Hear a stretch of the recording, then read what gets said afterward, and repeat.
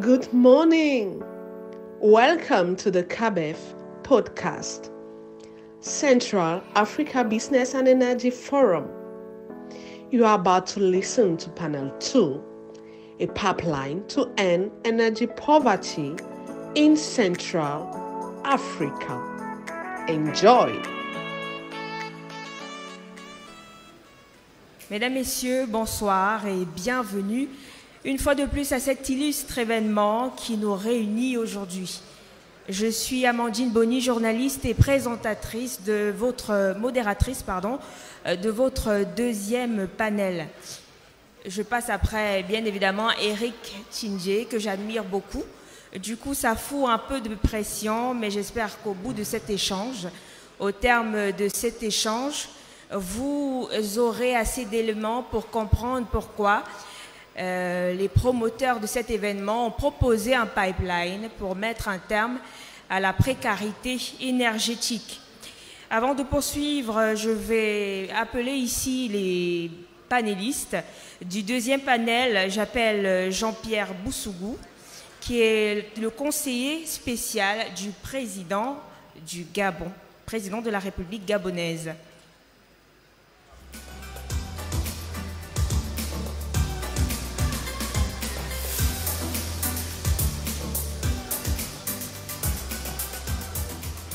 Bonsoir, vous pouvez prendre place. C'est un géoscientifique pétrolier avec à son actif plus d'une décennie d'expérience en géologie, stratégie pétrolière et gazière, interprétation également de données sismiques 2D et 3D, à son aise tant sur le plan technique qu'administratif. J'appelle ici Honoré Bombo Daïro. Est-ce qu'il est dans la salle, s'il vous plaît? Oui, il est là.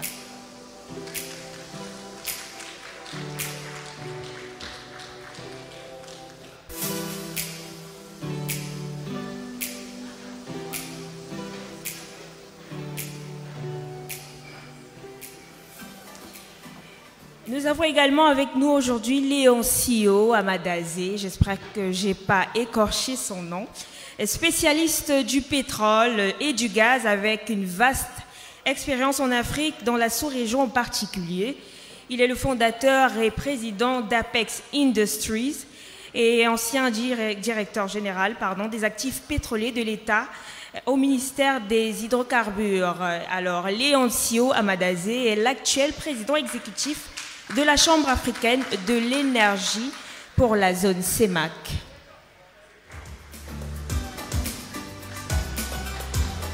J'ai sorti tout le CV.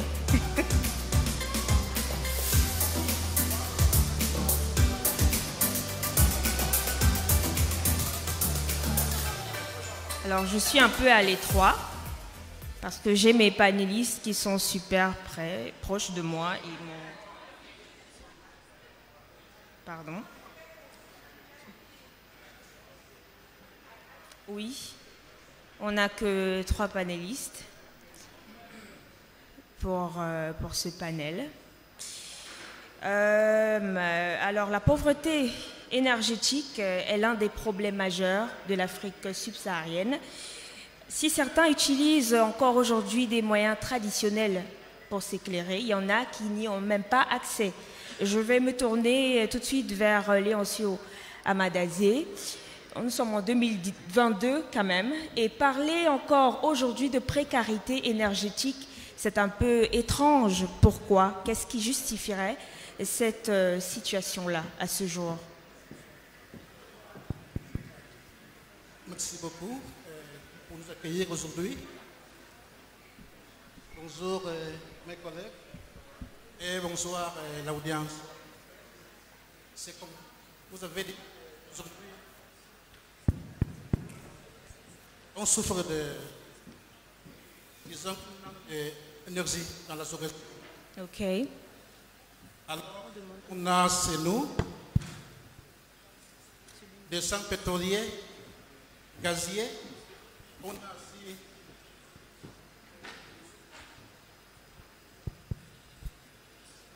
On a aussi assez de fleuves chez nous.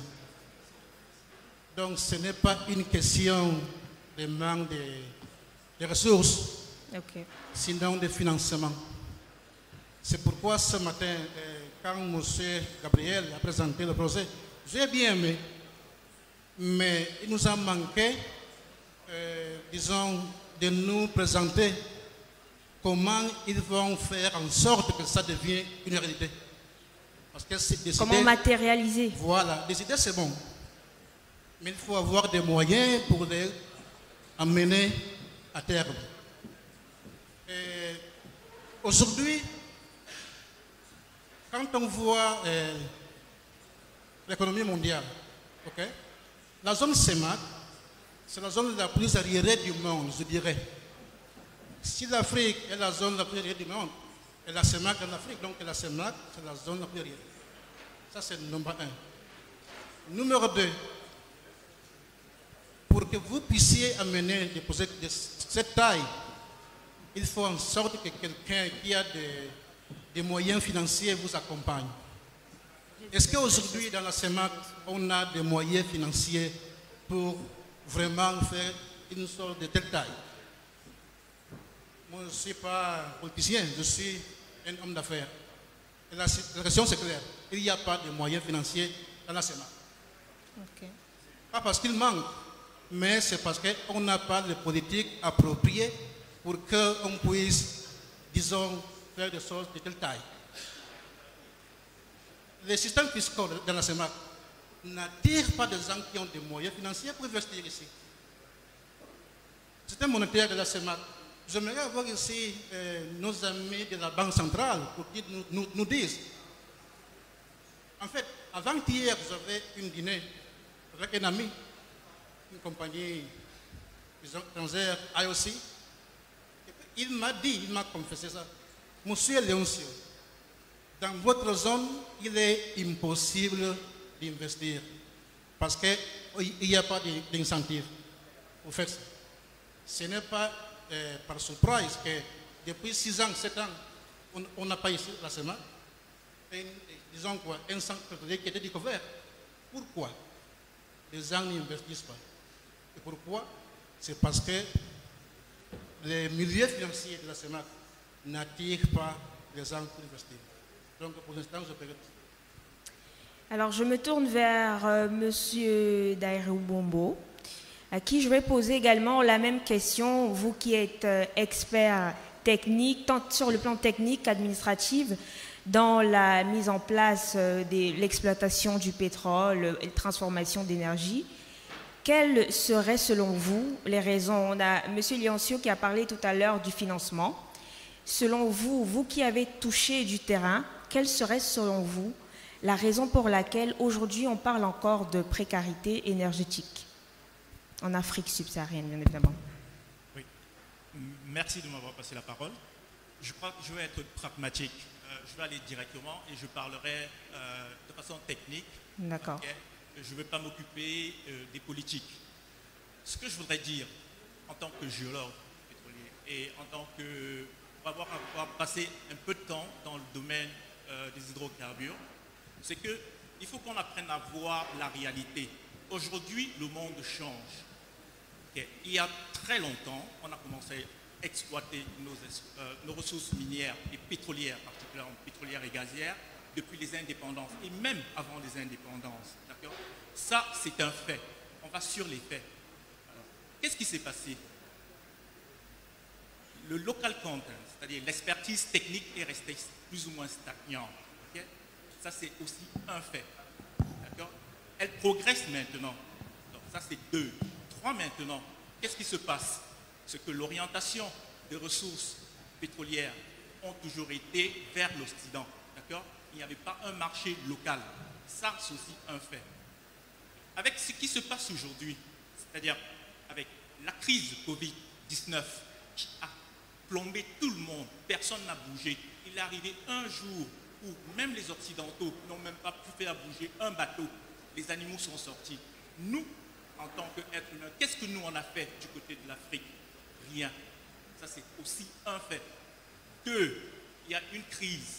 C'est l'actualité. C'est un fait. On ne peut rien cacher. Qu'est-ce qu'on décide de faire? Est-ce qu'on va être spectateur? Non, je ne pense pas. Ce que je voudrais dire ici, c'est que nous devrons penser comme les autres. Nous avons tous fait des écoles dans des grandes universités aujourd'hui. Nous revenons chez nous. Qu'est-ce que nous on produit? On devrait penser maintenant ce qu'on appelle future thinking.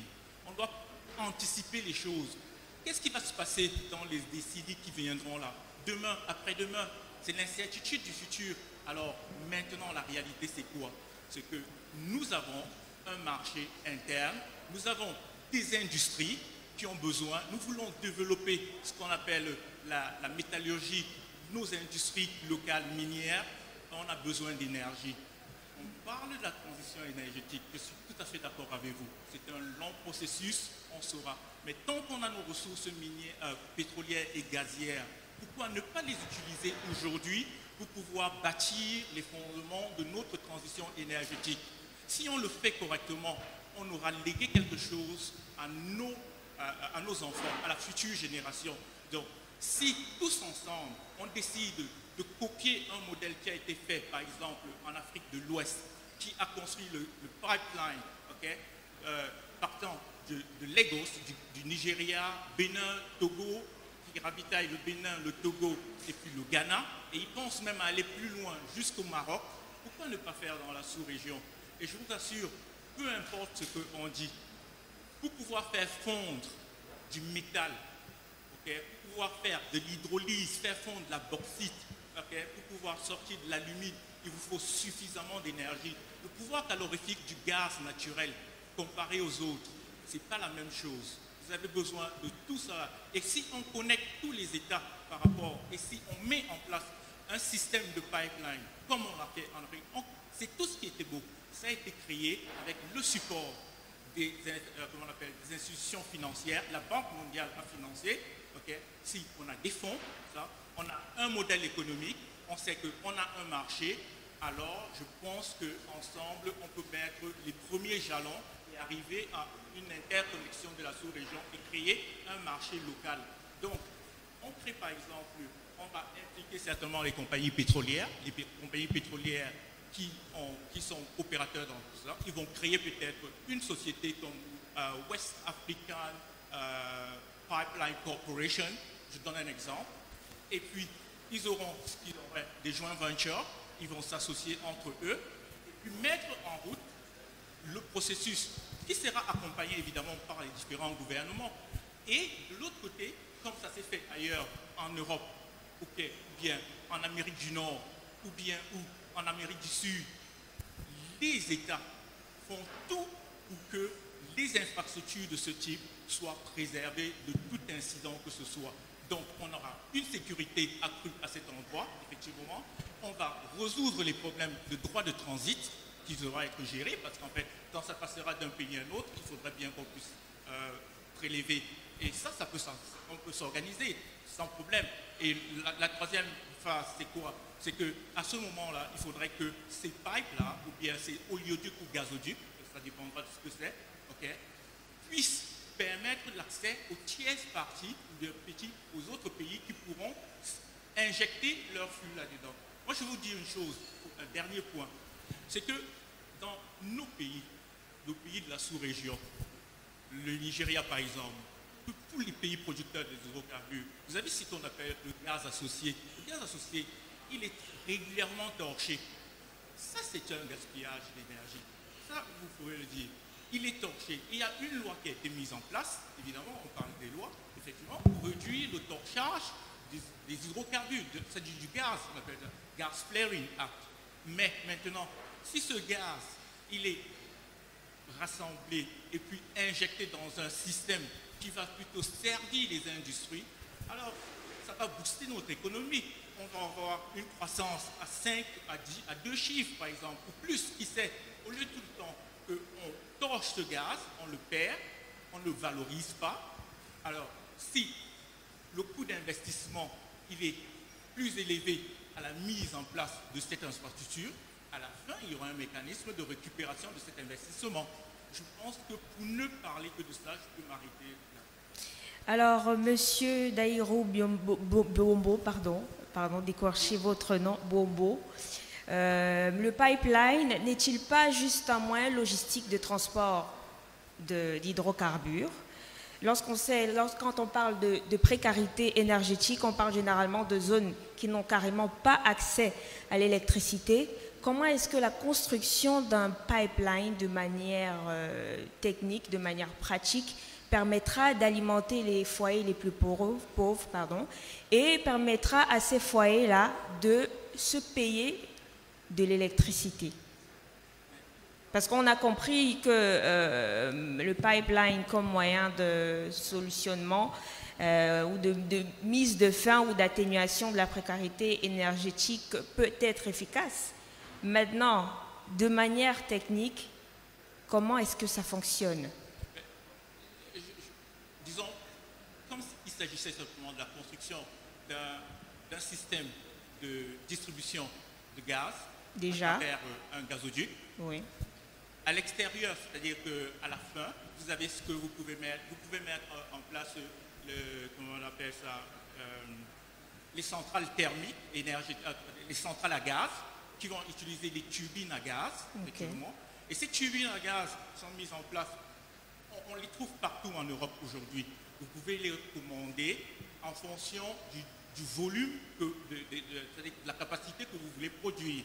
Mais quand vous pouvez générer de l'électricité à travers ces centrales à gaz. Et ces centrales, une fois que vous avez généré, ça dépend de la capacité que vous voulez bien générer, et puis vous l'injectez dans le réseau. Le réseau, effectivement, à ce moment-là, je crois que tout doit s'embriquer. Vous aurez le département en charge de l'électricité qui va construire un réseau électrique qui va pouvoir desservir certaines zones. Mais maintenant, si on arrive au niveau des industries, ce qui va se passer, c'est que le gaz, généralement, les industriels le veulent brut, plus ou moins, c'est du méthane, pour pouvoir allumer ce qu'ils appellent le burner en anglais. C'est-à-dire que un foyer. Des chaudrons. Non, en fait, le burner, ce sont les foyers, en fait. Ça leur permet de générer de la chaleur, le pouvoir calorifique étant très élevé. Et effectivement, à l'intérieur, ils peuvent générer leur électricité et en même temps suffisamment d'énergie pour pouvoir faire fondre ou bien pour pouvoir faire de l'hydrolyse, je ne sais pas quel matériel ils vont très bien traiter. Mais ce que je voudrais vous dire, c'est que vous avez un système, c'est un peu comme vos veines dans le corps. Vous avez un système de veines et d'artères en fonction du débit. Et à ce niveau-là, qu'est-ce que vous faites? Le cœur pompe, peu importe où ça viendra, le cœur pompe, ils doivent aller n'importe où vous avez les end-users, qui sont les différentes industries. Un, pour pouvoir faire fonctionner les industries. Deux, avec ce qu'on appelle l'énergie thermique. Et de l'autre côté, vous avez la génération d'électricité à travers maintenant les centrales à gaz. Donc, si je réponds bien à votre question, je pense qu'à ce niveau-là, vous avez des centrales à gaz qui génèrent de l'électricité et cette électricité et qui redistribue est injectée dans le système. Donc maintenant, il y a des espèces d'associations. Ici au Cameroun, on va parler, quand ils arrivent à ce stade-là, vous avez ce qu'ils appellent IPP, Independent Power Producer, qui est créé. La législation des différents pays l'ont mise en place. Au Cameroun, je pense, ça existe. Dans les pays de la CEMA, eux aussi, ils ont certainement leur système dans les autres pays. Mais l'objectif, c'est de générer l'électricité à partir du gaz. Donc, les autres sources d'énergie, on sait que ça existe. Mais moi, je veux parler de cette problématique puisque c'est de ça qu'il s'agit. Voilà. Alors, je me retourne vers Léon Sio, qui est un fervent combattant pour la cause africaine, notamment pour l'atténuation de cette précarité énergétique. Je vais vous reposer la même question. Isn't the pipeline just a logistical means of transport? It's so, how will we manage, or the committee in place of building the pipeline manage to bring the energy in the poor homes? Merci beaucoup encore une fois. Techniquement, tout est possible. Donc, quand on parle de pipeline, ce n'est pas une question de technique ou bien une question. Ce n'est pas une question de technique, parce que tout est possible si on a des moyens financiers. Je le répète. Ça, c'est important. Ici, dans la salle, il y a des gens qui sont venus ici pour nous écouter, de dire les choses telles qu'elles sont. On n'est pas des NGO, nous sommes des hommes d'affaires. Pour construire une pipeline, il faut des moyens financiers. Okay. Et puis, il faut un marché pour ça. C'est là où je vais. Votre question. D'accord. Vous êtes très axé sur l'aspect financier de la réalisation du projet. La mer qui est dans le quartier, elle est axée à ce gaz qui va arriver par ce pipeline. C'est là où je vais.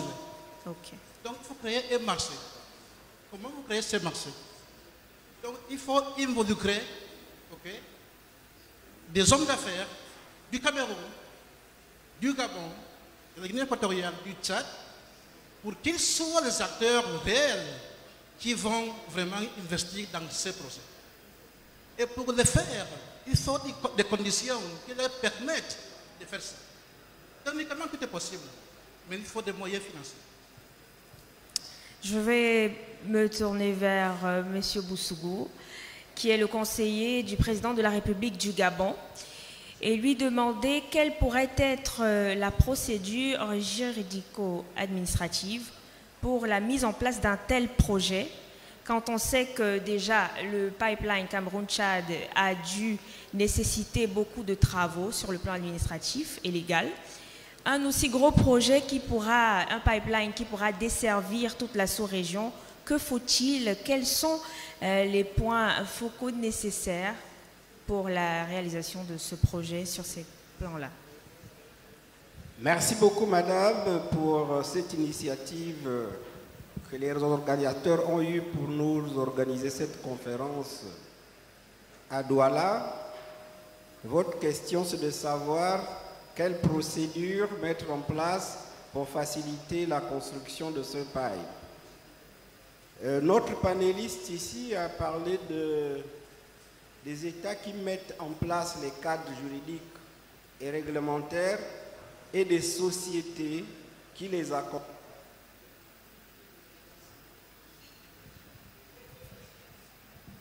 Qui trouvent des financements et on met des modèles économiques qui permettent de mettre en place ce pipe. Mais je pense que nous avons déjà des initiatives qui ont commencé dans ce sens. Dans la partie infrastructure numérique, nous avons été accompagnés, la sous-région, par un projet CAP4 où on a fait l'interconnexion des pays pour les numériques par fibre optique. Le Gabon, notre pays, est connecté avec la Guinée équatoriale et le Cameroun via un pipe de plus de 500 km. Il en est de même pour le Congo aussi.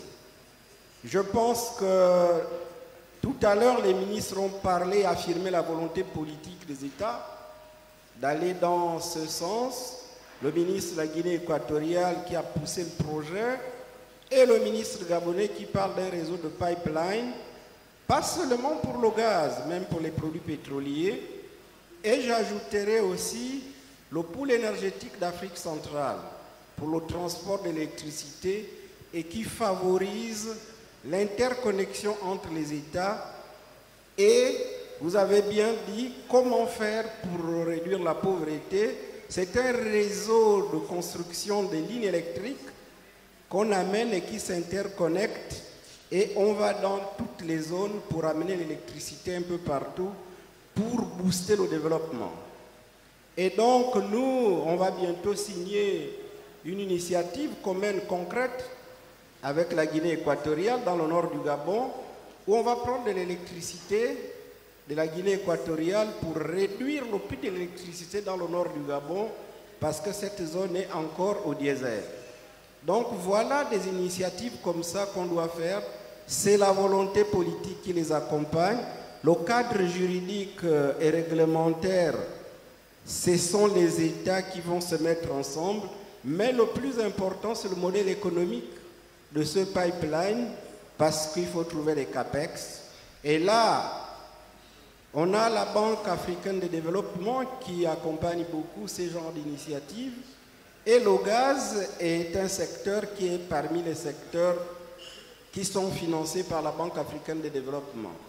D'ailleurs, la semaine dernière à Libreville, c'était la semaine climat qui prépare les Africains pour aller au sommet des changements climatiques qui aura lieu en Égypte. On a parlé de tous ces projets et mon collègue panéliste a parlé de gaz associé. Le Gabon, notre pays, depuis 2011, a mis en place un plan national de réduction du gaz torché, mais en fait un vrai plan de valorisation du gaz associé. Nous avons rendu possible la transformation du bois. Le ministre vient de le rappeler tout à l'heure. On a créé la zone économique spéciale d'Uncock à Libreville grâce à un pipeline de plus de 600 km qui amène le gaz à Libreville. Et sans énergie, on ne peut pas faire de la transformation de notre économie. Et notre économie, dans la plupart des pays, se transformera avec une énergie abondante et moins chère. Et ce projet de pipeline permet à ceux qui ont du gaz de le mettre à disposition moyennant des contrats financiers. Et l'idée d'avoir une société qui gère le pipeline est une bonne idée. On l'a déjà dans le numérique. On a le câble qui quitte l'Europe et qui passe par tous nos pays, là, qui va jusqu'en Afrique du Sud, qui est un consortium géré par les États africains. Donc l'initiative existe déjà, les modèles de se mettre ensemble existent, et là, nous avons la volonté politique des États. Alors, Merci. vous avez parlé de, pour terminer, vous avez parlé de climat. J'aimerais aborder la question environnementale auprès de M. Daïrou. Est-ce que la construction d'un aussi gros pipeline respecte les normes environnementales? Quand vous me posez cette question, ça me fait sourire. Je vais vous dire pourquoi.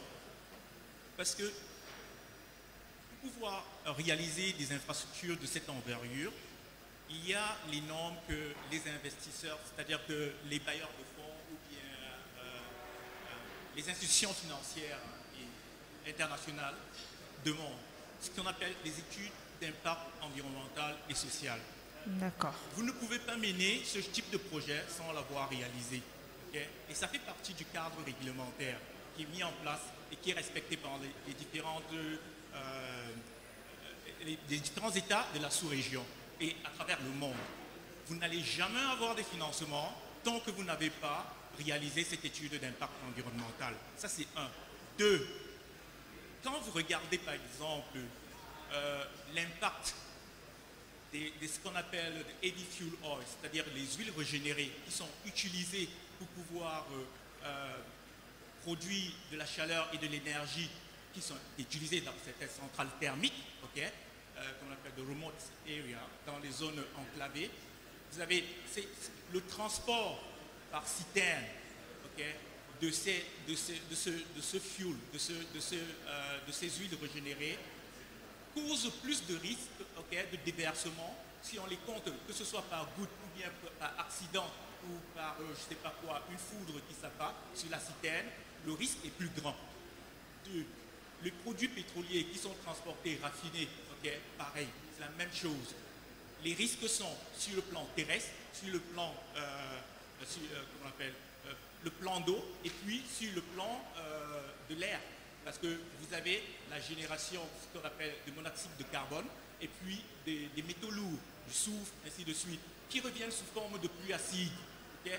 Donc, si vous utilisez un oléoduc, quand c'est du pétrole, ou un gazoduc, okay, le risque que vous avez, après avoir fait, comment on appelle, présenter les termes de référence aux populations, faire les consultations avec, étudier les différents impacts du creusage, des fouilles le long de ce pipe, voir l'écosystème et tout, présenter les méthodes, comment on appelle ça, les mesures d'atténuation, okay, vous passez immédiatement à l'implémentation. Et le risque après, c'est quoi? C'est que vous n'avez rien d'autre. C'est que vous avez un gazoduc qui est enfoui à une certaine profondeur. Vous avez d'un côté une vanne et de l'autre côté peut-être un compresseur pour pouvoir rebooster, pour redonner la puissance. Et le gaz circule d'un bout à l'autre jusqu'au end user, c'est-à-dire jusqu'à l'utilisateur ou dans le pays dans lequel ils vont utiliser, sans impact. Donc je veux vous dire tout simplement que l'impact est moindre que quand on le transporte par camion citerne ou bien quand on le brûle. Voilà. Merci, Monsieur Bombo. Je vais demander à Léoncio de conclure en étant précis, concis, en 1 minute, s'il vous plaît. Et en fait, c'est comme qu'il a dit, c'est ça. Avant de mener un projet de l'envergure, il faut déjà faire des études qui vont certifier que oui, ça c'est possible. Études de faisabilité. Mais maintenant, il faut aussi accompagner des habitants qui habitent dans cette zone. Il faut créer des projets qui vont les accompagner. Parce que vous venez vous quitter ici, non, c'est pas comme ça. Il faut les accompagner. Des campagnes de sensibilisation. Par créant des petits business qui vont leur permettre qu'ils soient partie de ce processus. Parce que tout le monde doit être involucré. Parce que sinon, ils vont laisser à part. Merci à vous, messieurs, pour votre participation, mais surtout pour votre expertise dans ce thème qui était un pipeline pour mettre fin à la construction d'un pipeline en Afrique centrale, pour mettre fin à la pauvreté énergétique. On a retenu qu'il faut la volonté politique, mais également le financement et la collaboration entre les États et les différents partenaires, investisseurs, si on veut, pour la réalisation d'un tel projet. Mesdames, Messieurs, merci de nous avoir suivis. Nous espérons qu'au terme de cet échange, vous avez compris quels sont les différents éléments nécessaires pour la construction d'un pipeline, mais surtout pour la mise en place d'un tel projet. Merci.